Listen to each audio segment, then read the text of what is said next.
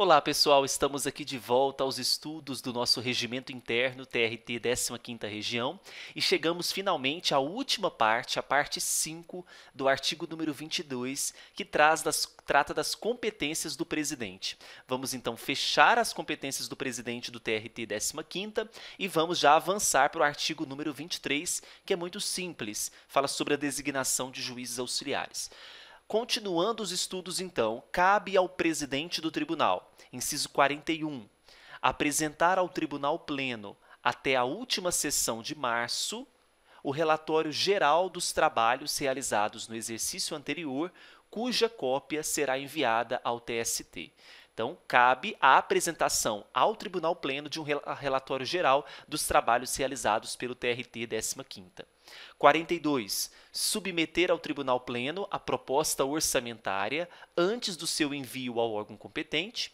E o inciso 43, promover a baixa dos autos aos juízos de origem para execução de julgado ou cumprimento do acórdão. Quais são, então, as palavras-chave desses três incisos? Relatório geral dos trabalhos, submissão ao tribunal pleno da proposta orçamentária e a baixa dos autos para execução, seja de um julgado ou de um acórdão, que é uma decisão colegiada. Ainda cabe ao presidente do tribunal, veja só, inciso 44, designar juiz titular de uma vara do trabalho para acumular temporariamente a titularidade de outra, na falta ou no impedimento de juiz do trabalho substituto. Então, em regra, nós temos ali, para que possa exercer uma determinada vaga temporariamente, o juiz, vamos imaginar, um juiz de trabalho substituto, suponhamos que eu não esteja em falta ou impedimento juiz de trabalho substituto. Cabe ao presidente do tribunal designar um juiz titular de vara do trabalho, de uma vara do trabalho que ele já está exercendo, para ele exercer cumulativamente. Ele vai acumular essas funções em caso de necessidade.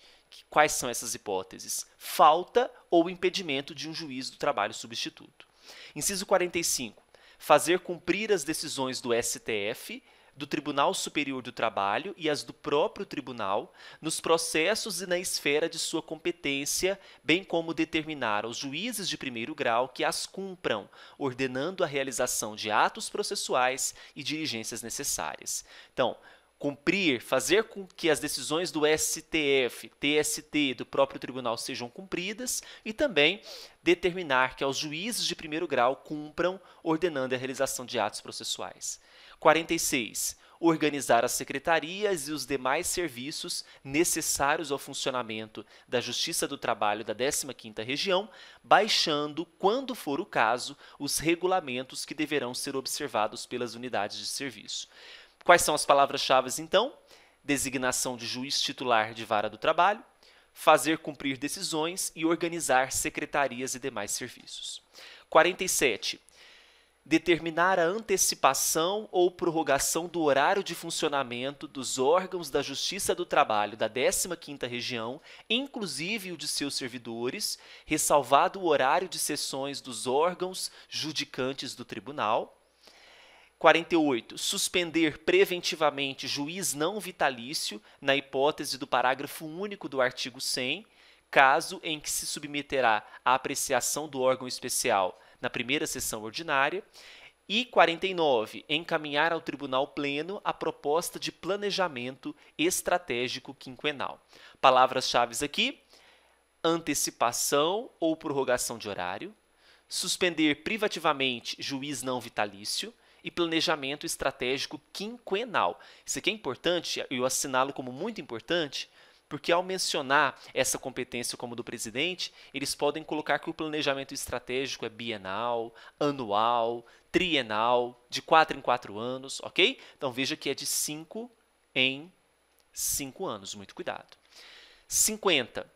Excepcionalmente, convocar audiência pública de ofício ou a requerimento de uma das sessões especializadas ou das câmaras, pela maioria dos seus integrantes, para ouvir o depoimento de pessoas com experiência e autoridade em determinada matéria, sempre que entender necessário o esclarecimento de questões ou circunstâncias de fato, com repercussão geral e de interesse público relevante. Palavra-chave aqui, qual que é? Convocação de audiência pública, cabe ao presidente do tribunal. 51. Requisitar os processos de competência do tribunal pleno ou do órgão especial, na hipótese descrita no parágrafo 2º do artigo 125-A deste regimento interno. Palavra-chave aqui nós temos processos de competência do tribunal pleno, processos de competência do tribunal pleno, assinale aí a palavrinha-chave. E o parágrafo 1º, excetuados os cargos ou as funções de secretário-geral da presidência, secretário do tribunal, assessor de segurança, assessor de imprensa, assessor econômico, assessor parlamentar, assessor jurídico e assessor de desembargador do trabalho, as designações para o exercício dos cargos em comissão, escalonados de CJ1 a CJ4, deverão recair em servidores estáveis do quadro de pessoal efetivo do tribunal ou da carreira judiciária, preferencialmente com formação superior. A banca pode trazer em uma questão, ao exigir esse parágrafo 1º, a exigência do curso superior, da formação superior. Cuidado que aqui é uma facultatividade, preferencialmente, não que isso seja requisito compulsório. Parágrafo 2º. Os atos praticados ad referendo, ou seja, que necessita de uma decisão colegiada, do tribunal pleno ou órgão especial, perdem a sua validade e eficácia se no prazo de 60 dias improrrogáveis não forem referendados, vedada sua renovação. Esse parágrafo 2º é importantíssimo. Então, se houver um ato que foi decidido pelo tribunal pleno ou órgão especial ad referendo de forma colegiada, perderá a validade e eficácia se no prazo de 60 dias não forem referendados, ou seja, não for batido o martelo naquele ato que foi praticado, certo? Parágrafo 3º. O presidente convocará o tribunal pleno ou órgão especial quando requerido por 1/3, pelo menos, dos membros do respectivo colegiado. Então, para que eu possa convocar o tribunal pleno ou órgão especial, o presidente pode fazer essa convocação quando for solicitado, requerido por pelo menos 1/3 dos membros do respectivo órgão colegiado, seja o tribunal pleno ou seja 1/3 do órgão especial. Certinho? E o artigo 23, para fecharmos essa parte 5 e darmos continuidade, né, nos estudos do regimento interno, fala sobre a designação de juízes auxiliares.